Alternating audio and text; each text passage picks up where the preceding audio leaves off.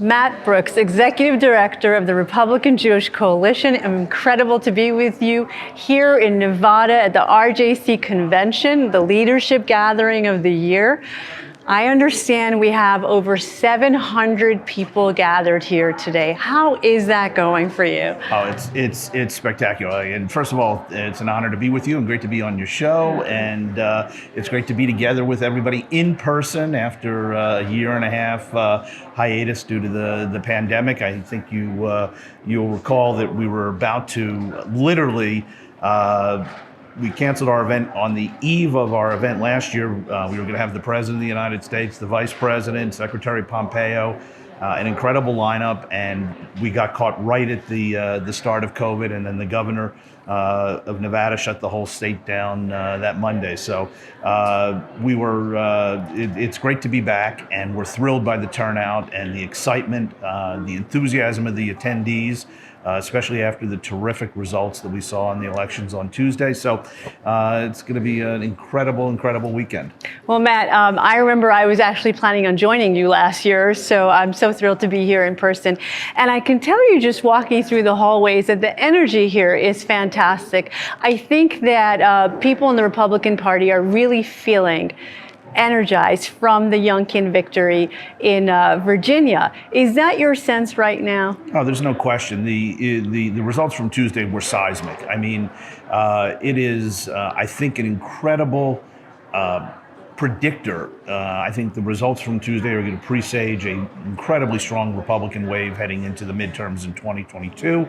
I am extremely confident we're going to take the House back and have Speaker McCarthy replacing Speaker Pelosi, which will be a significant upgrade. And I also think that we will have Leader McConnell back replacing Chuck Schumer in the Senate. The results from Virginia were phenomenal. But I think one of the more important takeaways is the results from New Jersey. If I were a Democratic political operative, I would be petrified as to what happened in New Jersey. And in some ways, it's more significant and I think more telling of the anger and the frustration that the electorate is showing with the current policies. So, Matt, what do you think happened in New Jersey? Because New Jersey, I think, as you're saying, is typically a solidly blue state, the neighbor of New York. And it was really a very tight race to the last moment. What do you think New Jersey indicates to the American people? I think it indicates a total rejection of the Democratic policies and their priorities. And I think it's a rejection of the policies of the Biden administration. The fact that you could have such a close race in a state like New Jersey and so many upsets and wins at the state legislature level. I mean, the most powerful Democrat next to the governor in the state, the Senate president, lost to a truck driver who spent $153. It's unbelievable. I mean, that shows the electorate is trying to send a message. And that message is they care about education, they care about security, they care about economy, they don't like inflation, they want secure borders. People are fed up with the policies of the Democrats, and it's obviously accruing to the Republicans' benefit. Yeah, and I think that, again, you can feel that that positive energy here as you've got everyone gathered. Fox News did a story about this convention, and what they said was that all the leading contenders for the 2024 Republican primary for the presidential race are here. Yep. And as well, President Trump is delivering a video message. Do you believe that RJC is now a place where if you're running for the highest office of the land, you need to be here? I think, look, there's no question. And it's been that way for a number of years. I mean, this is, as Ari Fleischer said in one article, I mean, this is a must stop on the trail to the White House. And while the focus of this weekend is on 2022 and the midterms, obviously there's a lot of speculation and a lot of the names of people who are coming in what is being dubbed affectionately by some as the kosher cattle call, indicates how important the RJC is in terms of its role within the Republican Party and the impact that we have. But it also, there's another issue that I think is particularly telling, and I think it's a reflection of how strong the Republican Party is in terms of standing with the Jewish community and combating anti-Semitism, as you know well, in standing with Israel and making sure that our most important ally in the region has the support that it needs to defend itself. There's a clear difference between where the Democrats are today and where the Republicans are today. And the fact that literally every single leading Republican is participating in this conference today is, quite frankly, the Democrats couldn't pull that off if they wanted to do something. And, one of the things that I say all the time in highlighting the difference between the Republicans and Democrats is any Republican can go to a Republican gathering, a Lincoln Day dinner or something in their community. It doesn't have to be Jewish, and they can say, I stand with Israel. And it's an automatic applause line. Sadly, and I think it is sad, Democrats can't do that. If they stood up at a Democratic group and said, I stand with Israel, more likely than not, they would be booed. And I think that's really disappointing. And I think it highlights where the two parties are today on these issues. Yeah, and I want to dig down on that a little bit, but I have to say, in reflection of what you're saying, if you remember the Trump rallies in 2020, certainly, when President Trump would be standing in front of thousands of people, and he would say, and I recognize Jerusalem as the eternal capital of Israel, and I moved the U.S. Embassy to Jerusalem, the crowd would just go wild. Now, this is in places like Kansas, where there's 3 Jews in all of Kansas. So this crowd of thousands of people who are just thrilled at President Trump and the Trump administration strengthening that U.S.-Israel relationship.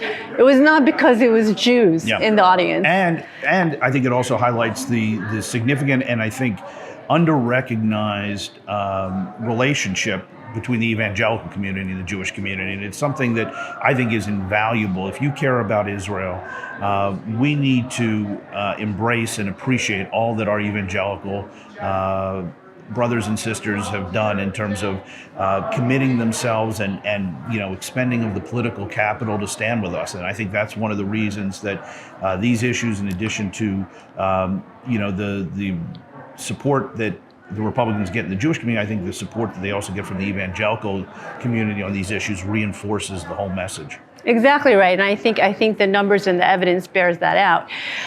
You mentioned earlier, Matt, that support for Israel looks like it's becoming more and more of a partisan issue, and that it's really the Republican Party that is standing by the side of the Jewish state. Do you think that this is a trend that's here to stay? Do you envision that there's a possibility that those in the Democratic Party might perhaps swing back and support Israel again? I think the only time you see that happen is if the rise of the progressive left within the Democratic Party comes to an end. Unfortunately, I think the trend is the exact opposite. I think the progressive wing is going to get more influence, more power, and a greater hold over the Democratic Party. And what that means is that the historic relationship that the Democrats have had with Israel gets squeezed. I mean, we're seeing just awful anti-Semitism from the progressive left. There was a D.C. statehood rally in Washington, D.C., and they basically said that no pro-Israel organizations would be allowed to march and participate with them. That's nothing but just blatant anti-Semitism, but that is not an uncommon reality of what's taking place in the progressive movement right now.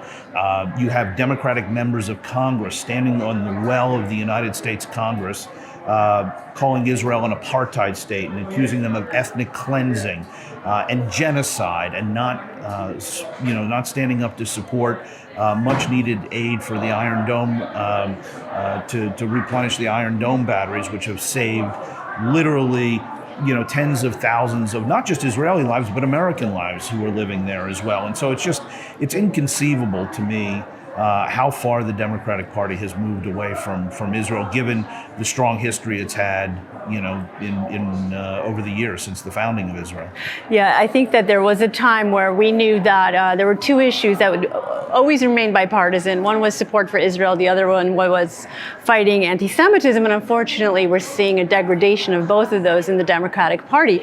And Matt, like you just said, what we saw this last May with the conflict between Israel and Hamas in Gaza, what we also saw, and I wrote about this, was that at the same time that Rashida Tlaib and Ilhan Omar and AOC and the Squad stood in the halls of Congress and accused Israel of baseless lies, accusing Israel of being an apartheid state, accusing Israel of committing genocide where there's no evidence and no facts to back up these lies. Soon after that, we start to see American Jews for the first time get attacked on the streets of Los Angeles and New York. And so again, I wanted to ask you, do you think these trends where we're seeing left members of Congress accusing Israel of the complete lies and then Jews being attacked soon after, do you think this is also a trend that's here to stay?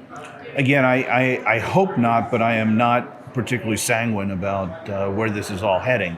I think one of the failures that we as a community have to own up to recently, and I understand, the whole idea of Trump derangement syndrome and everybody's focusing on Trump, but we have allowed ourselves to think that anti-Semitism is a problem of the right only.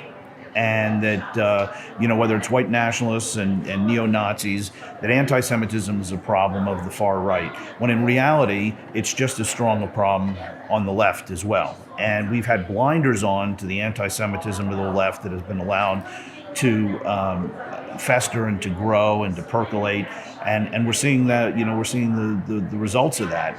And I think we have an obligation, right or left, as Jews, as Americans, as people who care about our country and our fellow citizens, we have to combat anti-Semitism and stand up to anti-Semitism, whether it's neo-Nazis and white nationalists marching in Charlottesville, or it's religious Jews who are getting beaten up on the streets of New York or Los Angeles. You know what, I couldn't have said it better myself, Matt. You are exactly right. In my time in government as a deputy envoy to combat anti-Semitism, we were very clear that there are three sources of hatred towards Jews today. It is the white supremacist far right, it is the anti-Zionist far left, and it is the radical Islamists. And all of those forces are victimizing Jews all at the same time. So it's absolutely critical for people to really call out and confront the anti-Semitism in their own camp. And I have to say that I follow your social media and your statements. And when someone like Marjorie Taylor Greene says something ridiculous and anti-Semitic, you call her out, and you've done that. And I've seen you do that over and again whenever Republicans cross that line and into anti-Semitic statements or acts. I can only hope that your Democratic counterparts will do the same. And so I know our time is tight, and so I have a last question for you. Here we are, two American Jews, and we're talking about these trends, and both of us, and I agree with everything that you've said so far, so both of us are unfortunately pessimistic about trends on the left. What do you think the American Jewish organized community is thinking about these trends? Are you seeing from the organized Jewish community and a realization of these trends on the left? Are you seeing that they are willing to kind of accept a new reality, make decisions based on this reality? I mean, that is, I think, one of the most important questions of our time, and it's one of the ones that really frustrate me and disappoint me. You mentioned my willingness and the willingness of the RJC to speak out. For me, on the issue of anti-Semitism, there's a zero tolerance policy.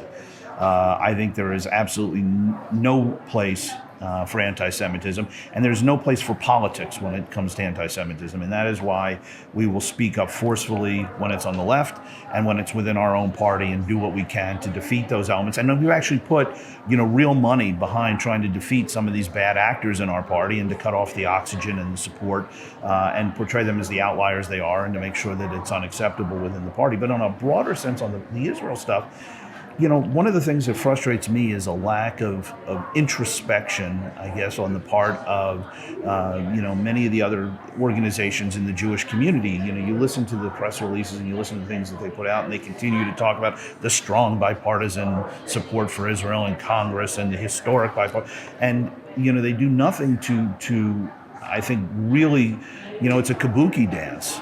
Everybody has an image in painting this picture that everything's great and there's no problems and both parties are strong friends and everybody's a friend and kumbaya and all this stuff. But the reality is that there is a real problem metastasizing within the Democratic Party as it relates to Israel. And the sooner we as a community, and I get accused of using Israel as a partisan wedge issue. No, I'm not using it as a partisan wedge issue. I'm using it as an issue to show and to highlight in the Jewish community the differences between candidates. If they were strong on Israel and the Republicans were strong on Israel, it would not be an issue. But the reality is that there is a clear difference, and I think that's an important distinction to highlight for people to understand. So if that means we're using it as a wedge issue, so be it. But that doesn't excuse the fact that there is no accountability, there's no introspection, there's no real effort within the organized Jewish community to try and push back on what's happening in the Democratic Party now. Yeah, Matt, I couldn't agree with you more. And I really think that every day that goes by, we are losing serious time to deal with these problems before they metastasize to the point where I worry about the next generation of American Jews and what is the future that our children and grandchildren are going to grow up in. Well, I can't thank you enough. Thank you. And I really just want to end on a more positive note, which is that you do have over 700 people here at the RJC convention. What do you see as what you're going to do next after this great gathering? Well, we are going to hit the ground running on Monday morning and doing whatever it takes and whatever it costs and however we can make it happen to make sure we get the House and the Senate back in 2022. All right. Well, Matt Brooks, I can tell you that a lot of people in our audience are saying amen to that. All right. And we're going to do this again. You got it. Thank you, Ellie. Thank you. Senator Norm Coleman, the national chairman of the Republican Jewish Coalition. It's great to be here on a great day. We have a leadership conference, and the mood, the atmosphere, the energy is really magnificent.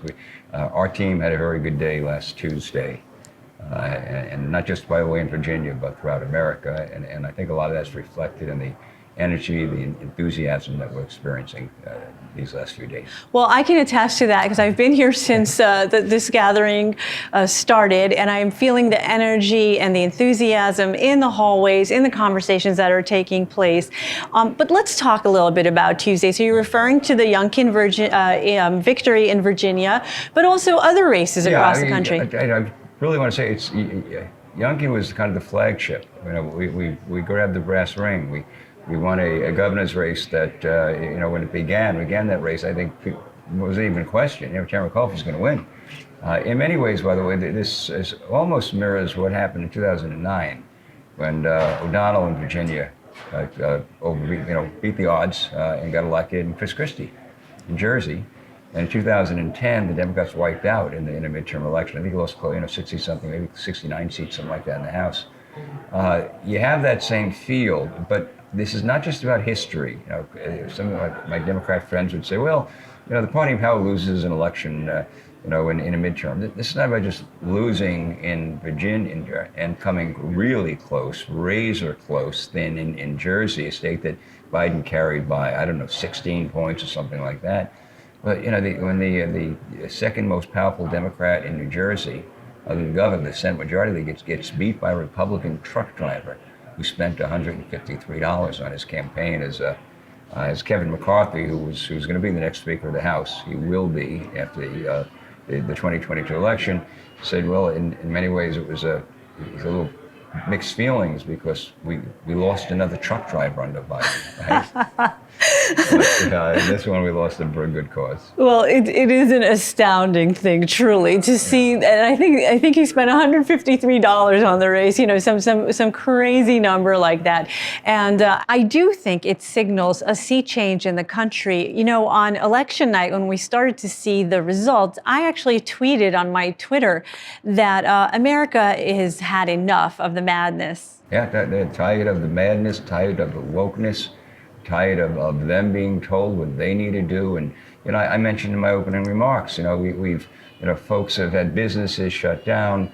They haven't had the opportunity to hold the hand of a loved one, so many when they passed. And so, and by the way, then they look at the hypocrisy of some of these governors and mayors. And I said to the audience here, you know, lunch at French Laundry, anybody? Right. And so that and the craziness, the insanity of defund the police. So in Minneapolis, the birthplace of defund the police, the tragedy of George Floyd's death, the voters soundly reject that proposition.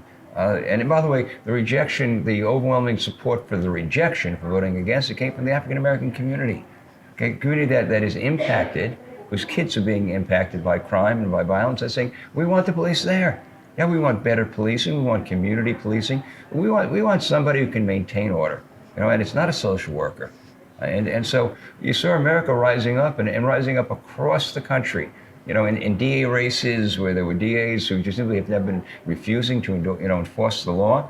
And I think the average American kind of woke up. And I'll just add two other elements to this. The price of gas. Right. Okay? They're looking at Democrats who are spending trillions upon trillions and want to spend, you know, 5 trillion more. And that shoveling money into the economy is causing prices to rise, you know, fueling the flames of inflation. And so you're seeing, you know, I talked to my wife and she's wanted to go out and buy a hamburger. It's like she says, Norm, you can't believe what it's going to cost. What's happening here? And then the last piece I had to it is it goes to the cost of a gallon of gas. You know, Biden on one hand first comes in office and the first thing he does is starts gutting American energy independence. That's right. It kills the Keystone Pipeline, puts a lot of people out of work. He cuts off drilling in ANWR and other federal lands. And now he's begging the OPEC and the Saudis to increase production when we could be doing that at home. That's exactly right. Senator Coleman, I also want to ask you about the RJC and the U.S.-Israel relationship. I know it's something that your supporters care deeply about. What is your sense of the Biden administration and the U.S.-Israel relationship today? So I'm concerned. I'll just be real candid. And by the way, I'm somebody who really believes that it's important to have bipartisan support for the U.S.-Israel strategic relationship. I think that should be I applaud the days when Democrats could stand up and say, I stand for Israel. And that was an applause line. But the reality is it's not an applause line among the Democrat base today. That's simply a reality. It is a applause line for Republicans. We stand with Israel is something that Republicans across the board, not just Jewish Republicans or evangelical Republicans, but Republican mainstream really understands the importance of Israel as our democratic ally. And I worry that what we have is kind of a redo of what we saw under the Biden administration. Separation from Israel, going to that very last act that Ambassador Nikki Haley spoke about today. That's right. The UN resolution was 2442. I haven't even looked at it for years, but where we actually masterminded, the United States, we found that out afterwards. We actually abstained on the resolution, but it became clear to us that we actually masterminded a condemnation of Israel. We masterminded a resolution that says that the most holy sites in our faith, you know, the Kotel, the Western Wall, is occupied Palestinian territory. It's insane. And that was one of the last acts of the Obama administration. And then let's fast forward. So the Obama administration does that, and then you go back in time and you look at the Iran deal. They negotiate a deal with the Iranians that will guarantee Iran having a nuclear weapon in what would have been 12 years. 12 years from then, right? I think it may be 5 years, 6 years from now. They do it, by the way, without telling our ally Israel they're negotiating with the Iranians. They do it without telling our allies, the Saudis, that we're in. And they, in fact, tell the Saudis, you have to learn to live with Iran in the neighborhood. My analogy to that, it's like telling a family with 5 kids that they got to learn to live with a pedophile who's just moved in next door. Insanity. But so my point is that the Biden administration put a lot of space between the administration and Israel, Trump changed that. Donald J. Trump was the best president that Israel's ever had in the White House. Well, I think history will prove that to be true. There is no, whether it's recognizing the Golan, whether it's obviously moving the embassy to Jerusalem, whether it's the incredible ability to actually kind of engineer the Abraham Accords. That's right. Peace with the UAE, with Bahrain, peace with Sudan, and I mean, the former Israeli ambassador to the United Nations in the United States was here on Derma, and he said, it took 40 years they had 2 peace treaties, in 4 months they had 4 people, with peace. So my point being is you went from, I think, a strained relationship, Prime Minister Netanyahu being forced to literally embarrass, humiliate, kind of come in the back door of the White House and kind of wait while Obama kind of finished the dinner. These were not so subtle signs that this separation. And you have this new administration coming in, and now they're talking about putting a consulate for the Palestinians in Jerusalem. So you have that there's no place in the world that you have an embassy and a consulate for another entity, and there's no place in the world that you do without the permission of the host country. That's right. And Israelis have all voiced their negative opinion on this, starting with Prime Minister Naftali Bennett, and all across the coalition, different members of the government in different parties, they've all voiced their statements that they are against the U.S. opening a consulate in Jerusalem. And I think that everybody understands that would be an undermining of the United States' recognition of Jerusalem as the eternal capital of Israel. And so one of the great things about the Abraham Accord is it proved a lie. The lie was that you had to settle, Israel had to figure out everything with the Palestinians, even though we've tried, Israel, the United States, the United States has tried. President Clinton tried. President Trump, they tried. It hasn't succeeded, but I think the lie was that you weren't going to get others in the Gulf states and the Arab world to kind of work with Israel until you settled that. And so what Donald Trump showed with his initiatives with the Abraham Accords was that, in fact, you could actually do that there are things that commonalities, things in interest, and that may actually make it easier, ultimately, to get a resolution of the the Israel-Palestine question. But clearly, this administration, I just think either they're I don't know, misreading history, or because somehow they're getting back to what John Kerry, it was Kerry who said, we will never, ever be any peace in the region with anyone until we settle this issue. Well, and he was proven wrong. Four times. UAE, Bahrain, Sudan, and Morocco. Morocco. Exactly right. So 4 times he said it wouldn't happen. It did. And again, it was a long answer to a very short question you raised. I fear that we're on a path now again where we're kind of creating separation. We're doing things that are not in the strategic interest of Israel, not in the national security of the United States, and that will not be further peace, which is the prospect that we all yearn for, we all long for. Senator Coleman, my last question to you. The philanthropist Sheldon Adelson, he supported Jewish causes across the spectrum. He cared so deeply about the U.S.-Israel relationship. And here we are at the RJC Leadership Convention in his hotel. Tell me... He was the kind of the rock and the foundation of the RJC. And actually for good cause, for true. One was the R since Republican. Sheldon wanted to make the U.S. a better place. He supported Republican values. What did that mean? It meant that he wanted the U.S. to be a place where any child could be the very best. It could be a Sheldon Adelson.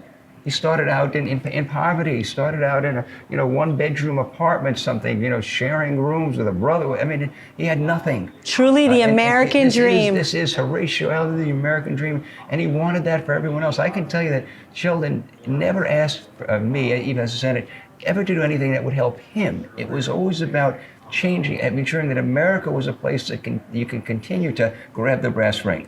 Republican, Jewish. Obviously, that goes to his love, both he and Mary. Yes. The passion for Israel, the eternal homeland of the Jewish people.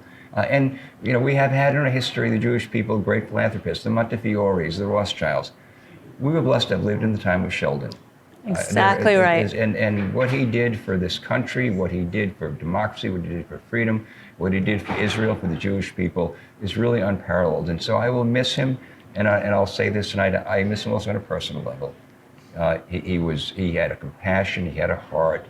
When I was diagnosed with throat and neck cancer, one of the first calls I got was Sheldon saying, what do you need? What can I do for you? Wow. And I don't think people saw that side, because he was tough business guy, but he had a smile and a wry sense of humor, and he had a big heart.